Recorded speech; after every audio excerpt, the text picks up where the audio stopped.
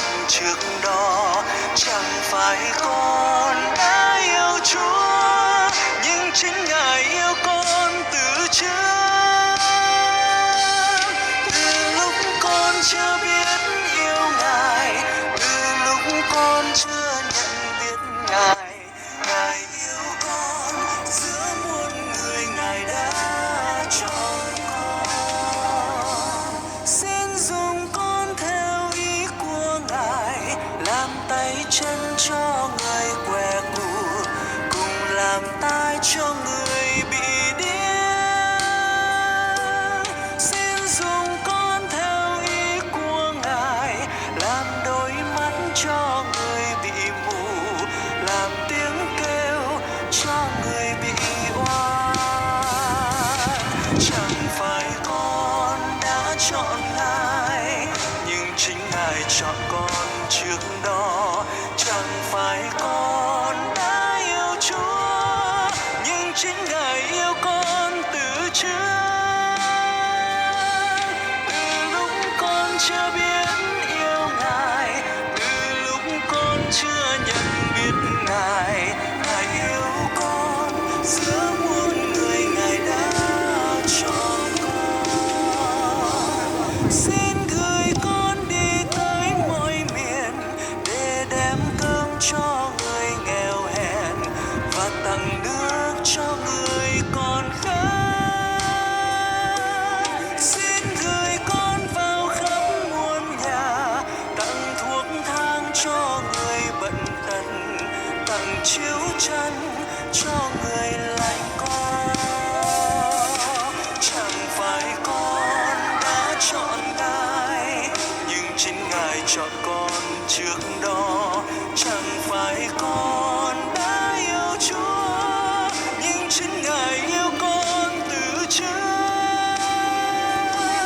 Từ lúc con chưa biết yêu Ngài, từ lúc con chưa nhận biết Ngài, Ngài yêu con giữa muôn người, Ngài đã chọn con.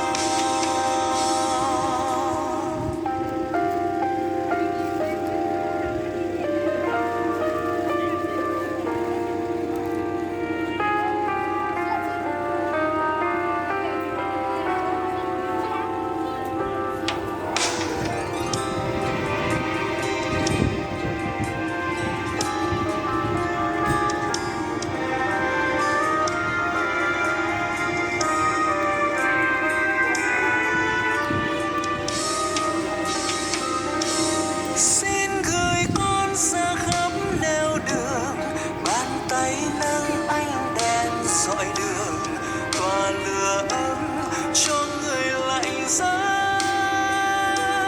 Xin gửi con ra khắp nẻo đường, cảm thông chia vui buồn phận người và sớm chia cho đời niềm vui. Chẳng phải con đã chọn Ngài, nhưng chính Ngài chọn con trước đó. Chẳng phải con đã yêu Chúa, nhưng chính Ngài yêu con từ trước. Từ lúc con chưa biết yêu Ngài, từ lúc con chưa nhận biết Ngài, Ngài yêu con giữa muôn người, Ngài đã chọn con.